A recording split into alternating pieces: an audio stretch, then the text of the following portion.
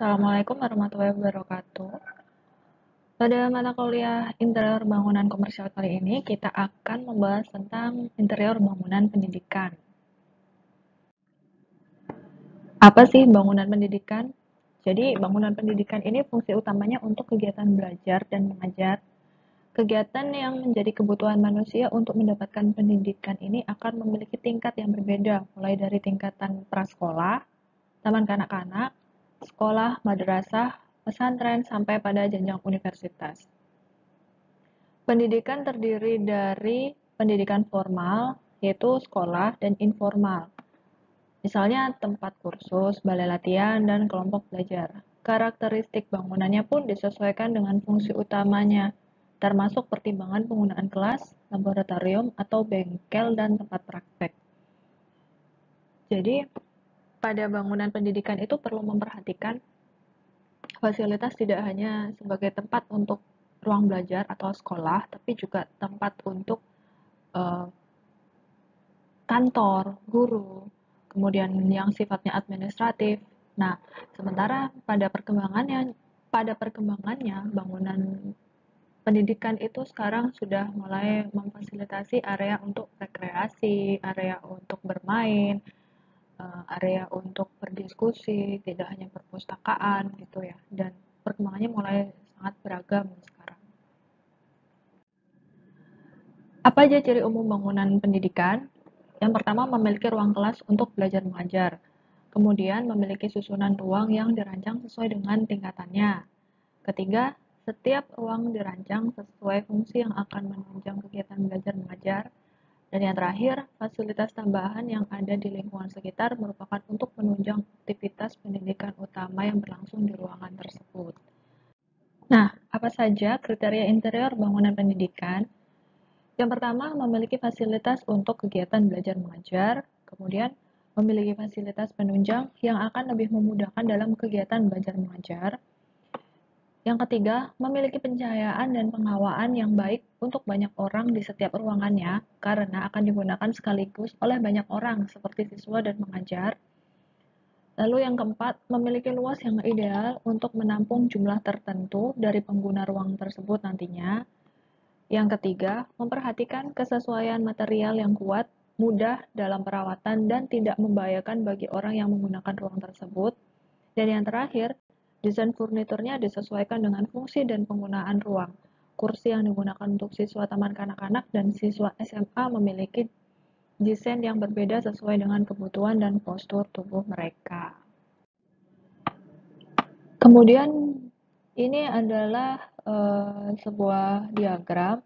Jadi ini menurut Jeffrey Lackney, hasil penelitian Jeffrey Lackney bahwa ada 3 kualitas yang efektif pada fasilitas sekolah. Yang pertama adalah kekuatan. Kekuatan ini maksudnya sekolah juga memfasilitasi secara aman gitu, aman dan nyaman. Terus kemudian dapat diakses, kemudian regulasinya juga kuat, tidak menimbulkan panas, akustiknya diperhatikan, serta ketersediaan pencahayaannya juga cukup.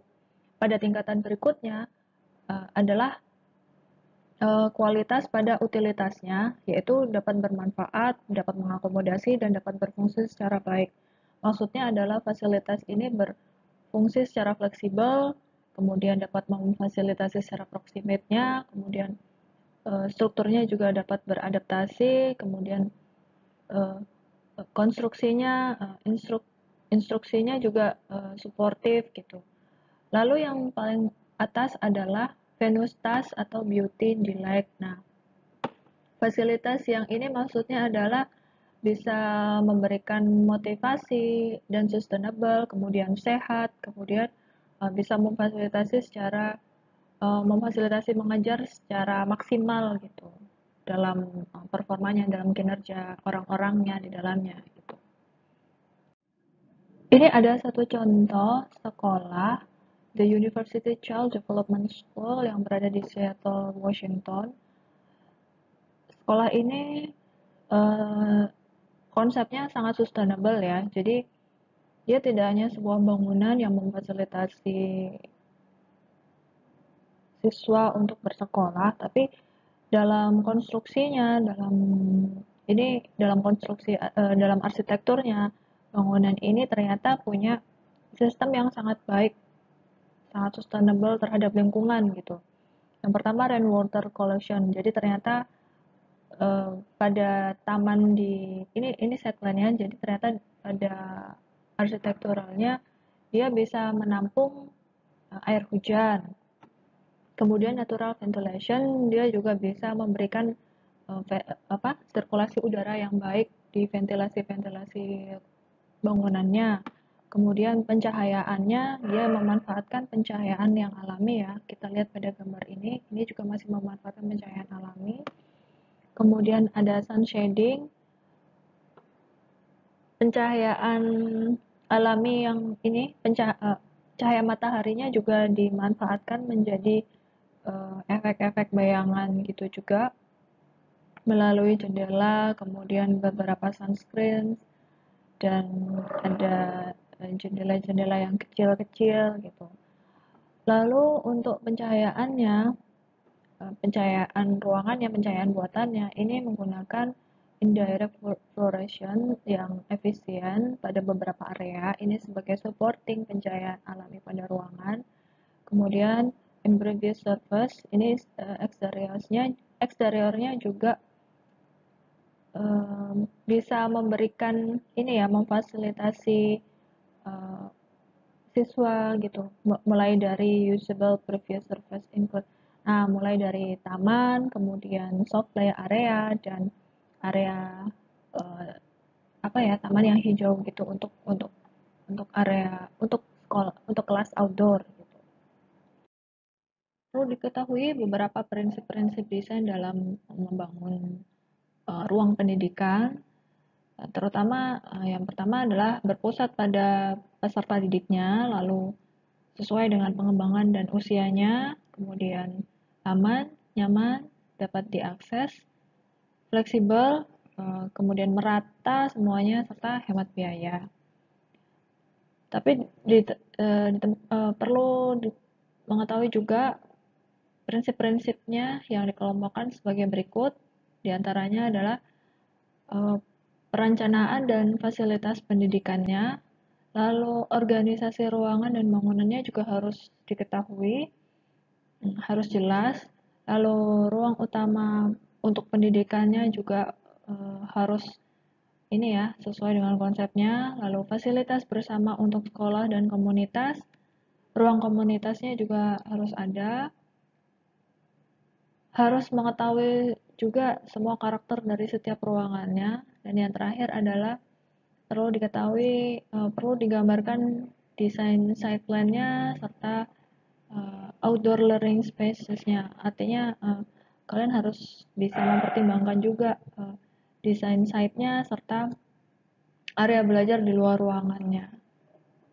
Berikutnya ada beberapa contoh desain bangunan pendidikan ya. Ini ada Chuon Chuon Kim Chu Kindergarten di Vietnam. Ini bangunan sekolah di Vietnam, sekolah TK ya.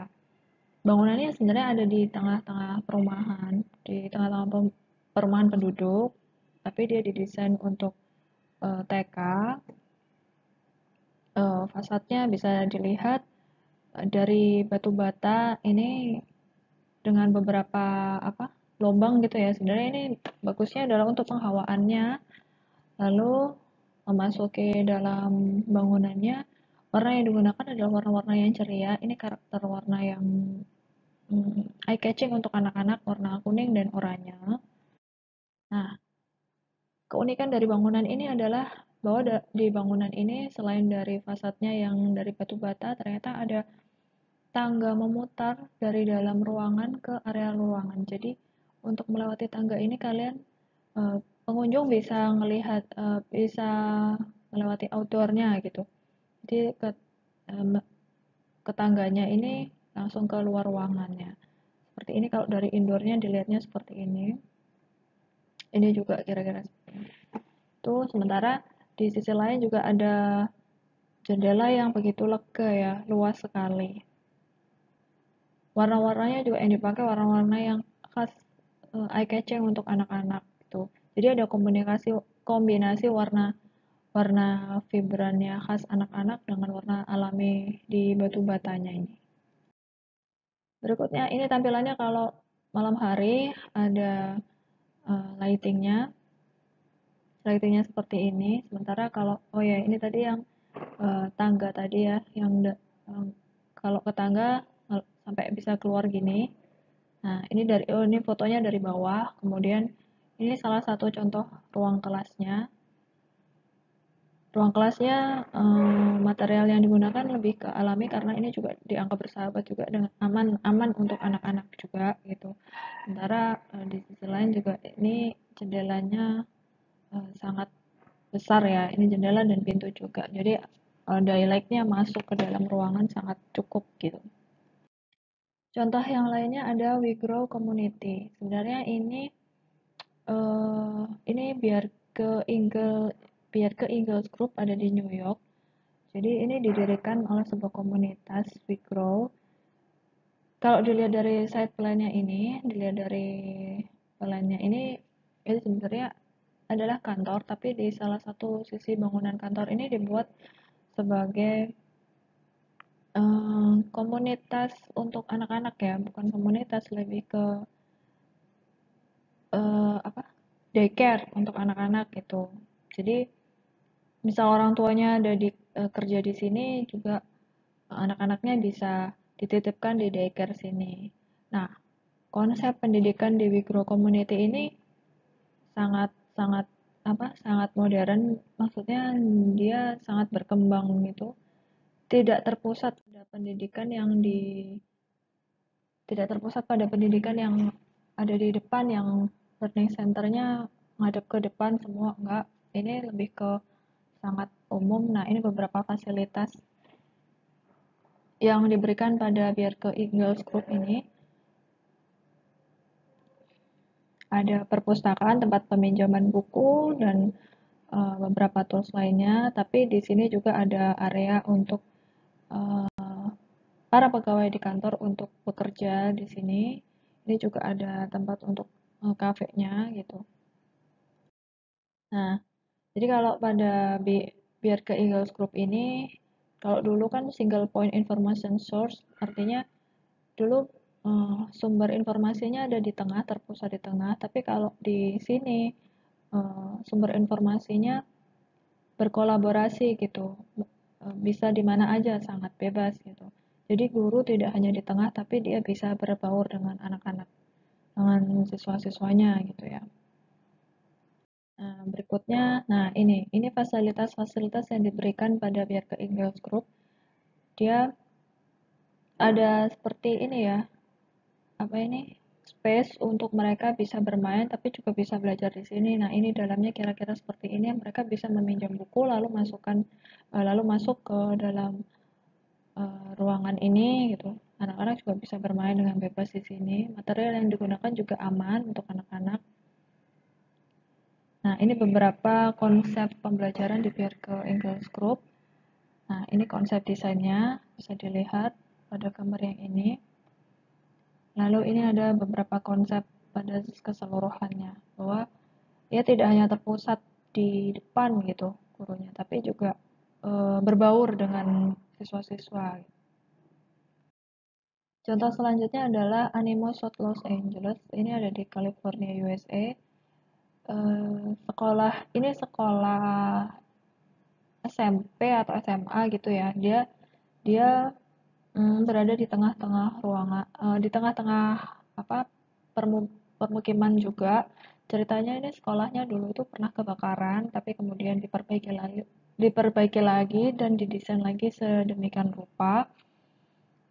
Di ceritanya setline-nya ini di sana sangat-sangat sangat biasa gitu. Lalu sekolah ini didesain ulang, setelah dibangun ulang, desainernya membuat supaya sekolah ini terlihat berbeda dan eye catching di mata penduduk gitu. Kayak digunakan warna kuning gitu. Nah, ini di dalam bangunannya. Bangunannya lebih menggunakan warna kuning dengan material yang metal gitu, finishing warna kuning.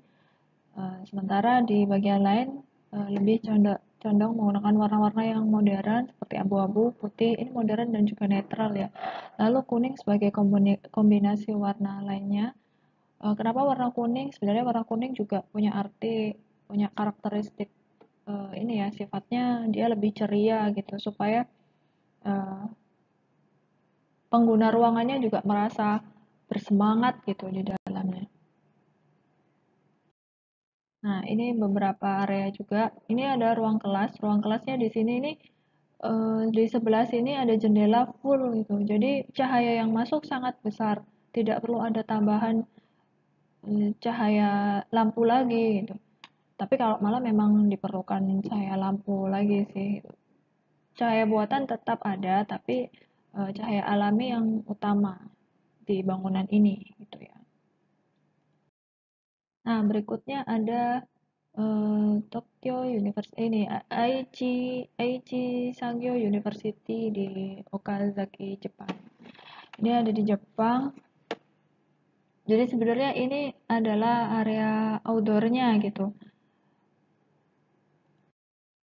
Nah, kita lihat ini bangunannya.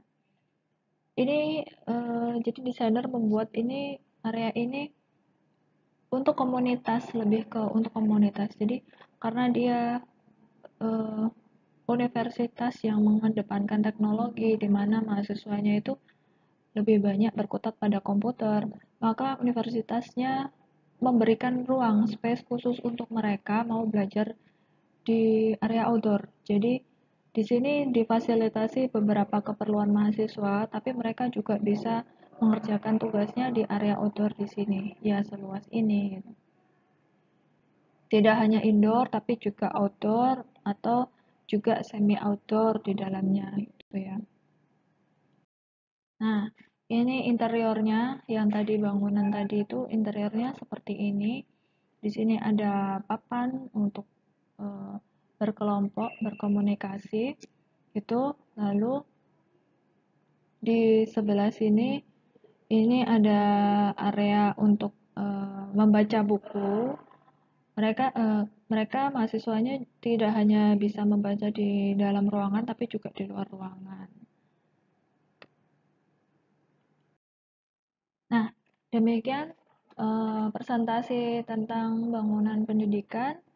Sekian dari saya. Wassalamualaikum warahmatullahi wabarakatuh.